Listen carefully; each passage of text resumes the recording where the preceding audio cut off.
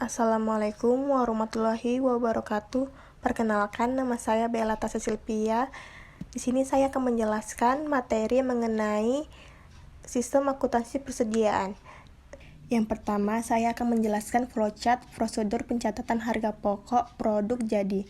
Pada prosedur pencatatan harga pokok produk jadi terbagi menjadi 3 departemen, yaitu bagian gudang, bagian kartu persediaan, dan bagian jurnal. Pertama, dimulai dari bagian gudang. Bagian gudang menerima laporan produk selesai yang diterima dari bagian produksi. Laporan produk selesai digunakan untuk penginputan catatan akuntansi, yaitu kartu gudang. Dan setelah itu, laporan produk selesai diarsip secara permanen berdasarkan nomor urut. Lalu, pada bagian kartu persediaan laporan produk selesai diterima dari bagian produksi. Selanjutnya, bagian kartu persediaan menjumlahkan total harga pokok produk, kemudian dilakukan penginputan catatan akuntansi, yaitu kartu harga pokok. Kemudian bagian kartu persediaan membuat bukti memorial. Bukti memorial terbagi menjadi 3, yaitu bukti memorial, KHPP, dan LPS. Selanjutnya, bukti memorial digunakan untuk penginputan catatan akuntansi, yaitu kartu persediaan. Kemudian, bukti memorial, KHPP, dan LPS diserahkan ke bagian jurnal. Bagian jurnal menerima bukti memorial, KHPP, dan LPS dari kartu persediaan. Bagian jurnal mencatat harga pokok produk jadi, kemudian diinput ke jurnal umum. Bukti memorial, kartu harga pokok produk jadi, dan laporan selesai tersebut kemudian diarsipkan secara permanen berdasarkan nomor urut dan kemudian selesai. Yang kedua, flowchart prosedur pencatatan harga pokok produk jadi yang dijual. Pada prosedur pencatatan harga pokok produk jadi yang dijual terdapat 2 departemen, yaitu bagian kartu persediaan dan bagian jurnal. Dimulai dari bagian kartu persediaan, melakukan penginputan catatan akuntansi yaitu kartu persediaan.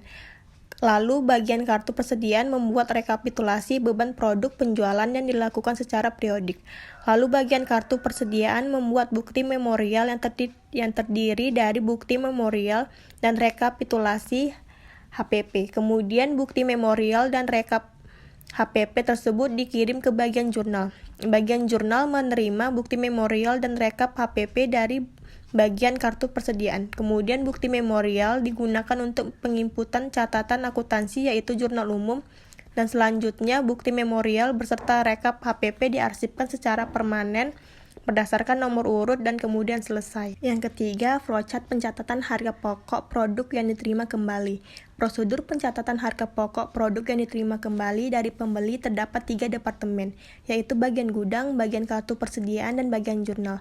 Pertama, dimulai dari bagian gudang, menerima laporan penerimaan barang yang diterima dari bagian penerimaan. Lalu laporan penerimaan barang tersebut digunakan untuk penginputan catatan akuntansi, yaitu kartu gudang, dan selanjutnya diarsipkan secara permanen berdasarkan nomor urut. Selanjutnya pada bagian kartu persediaan menerima memo kredit dan LPB yang diterima dari bagian penerimaan via bagian piutang. Kemudian bagian kartu persediaan mengisi harga pokok barang pada memo kredit. Memo kredit digunakan untuk penginputan catatan akuntansi, yaitu kartu persediaan. Dan kemudian memo kredit dan LPB diserahkan ke bagian jurnal. Bagian jurnal menerima memo kredit dan LPB dari bagian kartu persediaan. Memo kredit digunakan untuk penginputan catatan akuntansi, yaitu jurnal retur penjualan. Selanjutnya memo kredit dan LPB diarsipkan secara permanen berdasarkan nomor urut dan selesai. Yang keempat, flowchart prosedur pencatatan harga pokok persediaan produk dalam proses. Bagian produksi dimulai dari kegiatan manual membuat laporan produk dalam proses. Kemudian terdapat 3 lembar dokumen. Lembar pertama, laporan produk dalam proses ke bagian kartu persediaan. Lembar kedua dikirim ke bagian perencanaan dan pengawasan produksi. Dan lembar ketiga dikirim ke bagian order penjualan. Lembar dokumen pertama ke bagian kartu persediaan terdapat awal arus dokumen laporan produk dalam proses, kemudian kegiatan manual menghitung harga pokok produk dalam proses, kemudian terdapat lembar pertama laporan produk dalam proses, kemudian catatan kartu harga pokok produk, yang kemudian kegiatan manual membuat bukti memorial untuk mencatat harga pokok produk dalam proses, dan kegiatan manual membuat bukti memorial untuk penyesuaian kembali, kemudian terdapat akhir arus dokumen, yaitu bukti memorial. Kegiatan manual membuat bukti memorial untuk mencatat harga pokok produk dalam proses terdapat 3 lembar dokumen. Lembar pertama, laporan produk dalam proses. Lembar kedua, KHP terarsip secara permanen. Lembar ketiga, buku memorial yang dikirim ke bagian jurnal. Bagian jurnal terdapat 2 lembar dokumen. Lembar dokumen pertama, laporan produk dalam proses yang akan terarsip secara permanen. Lembar kedua, bukti memorial yang terarsip secara permanen yang dibandingkan ke catatan jurnal umum kemudian selesai. Yang kelima, flowchart prosedur pencatatan harga pokok persediaan yang dibeli.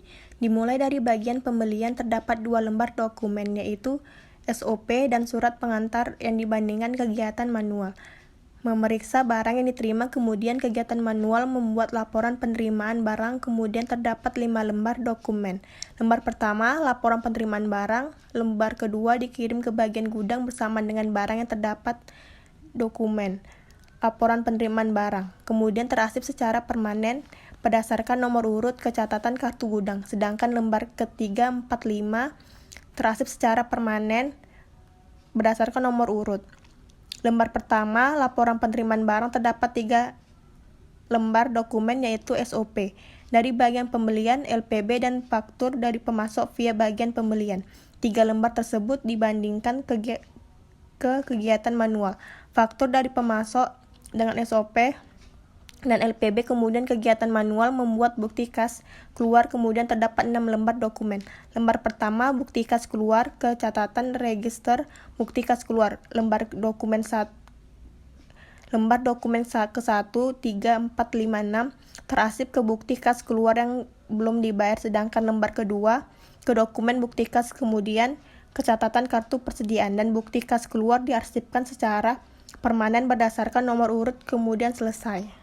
Yang keenam, flowchart prosedur pencatatan harga pokok persediaan yang dikembalikan kepada pemasok. Bagian gudang dimulai dari diterima dari bagian pembelian, kemudian terdapat 2 lembar dokumen yaitu memo debit, yang kemudian kegiatan manual menyerahkan barang kepada bagian pengiriman, kemudian terdapat 2 lembar dokumen, dan kecatatan kartu gudang. 2 lembar dokumen tersebut diarahkan ke bagian pengirim. Bagian pengirim terdapat 2 lembar dokumen, kemudian kegiatan manual mengirimkan barang kepada pemasok, kemudian membuat laporan pengiriman barang, yang terdapat 4 lembar dokumen. Lembar pertama, laporan pengiriman barang, sedangkan lembar kedua, ketiga, 4 tersimpan secara permanen berdasarkan nomor urut, dan lembar ketiga dikirim ke pemasok sebagai packing slip. Bagian utang memo debit dan laporan pengiriman barang dibandingkan dalam jenis dan kuantitas barang, kemudian terdapat 3 lembar, yaitu lembar pertama, memo debit yang dikirim ke pemasok. Lembar kedua dan ketiga ke bagian kartu persediaan. Bagian kartu persediaan terdapat 2 lembar dokumen, yang pertama LPB dan kedua memo debit. Kemudian kegiatan manual mengisi harga pokok satuan dan harga pokok total pada memo debit. Kemudian terdapat 2 lembar dokumen. Lembar yang pertama LPB, lembar kedua memo debit, kemudian dicatat ke kartu persediaan. Lembar dokumen yang pertama dan kedua ke bagian jurnal. Bagian jurnal terdapat 2 lembar dokumen. Lembar pertama LPB, lembar kedua memo debit yang akan dicatat ke jurnal retur pembelian. Lembar pertama dan kedua ke bagian utang yang terdapat 2 lembar dokumen LPB dan memo debit yang kemudian akan diarsip ke bukti kas keluar yang belum dibayar dan selesai. Yang ketujuh, terdapat flowchart prosedur permintaan dan pengeluaran barang gudang. Pada prosedur permintaan dan pengeluaran barang gudang terdapat 5 departemen, yaitu bagian produksi, bagian gudang, bagian kartu persediaan, bagian kartu biaya, dan bagian jurnal. Dimulai dari bagian produksi, membuat BPPBG atau bukti permintaan dan pengeluaran barang gudang. Bukti permintaan dan pengeluaran barang gudang yang dibuat oleh bagian produksi tadi terbagi menjadi 3 rangkap, dan ketiga-tiganya diserahkan ke bagian gudang. Kemudian bagian gudang menerima BPPBG yang diserahkan oleh bagian produksi. Kemudian bagian gudang menyerahkan barang dan mengisi kuantitas barang di BPPBG. Bukti permintaan dan pengeluaran barang gudang yang rangkap 1 digunakan untuk penginputan kartu gudang. Setelah itu diserahkan ke bagian kartu persediaan.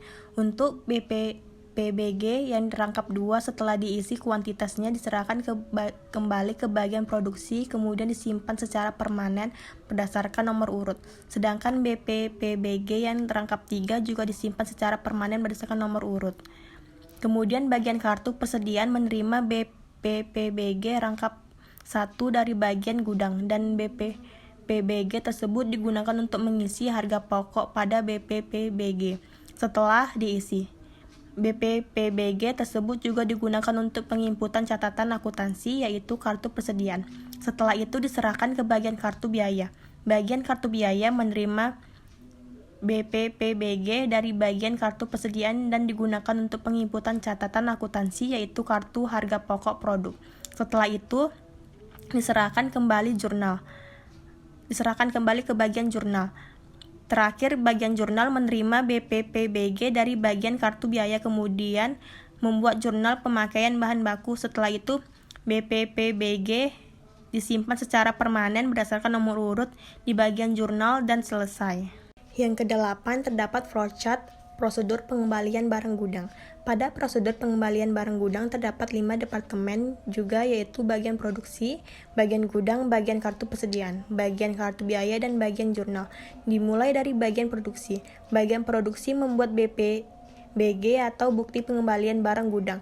BPBG dibuat rangkap 3, 1 dan 2 diserahkan ke bagian gudang. Yang rangkap ketiga disimpan secara permanen berdasarkan nomor urut. Kemudian bagian gudang menerima BPBG yang diserahkan oleh bagian produksi. Kemudian bagian gudang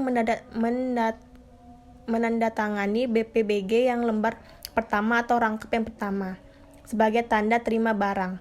Yang lembar pertama digunakan untuk penginputan kartu gudang. Setelah itu diserahkan ke bagian kartu persediaan. Sedangkan lembar kedua disimpan secara permanen berdasarkan nomor urut.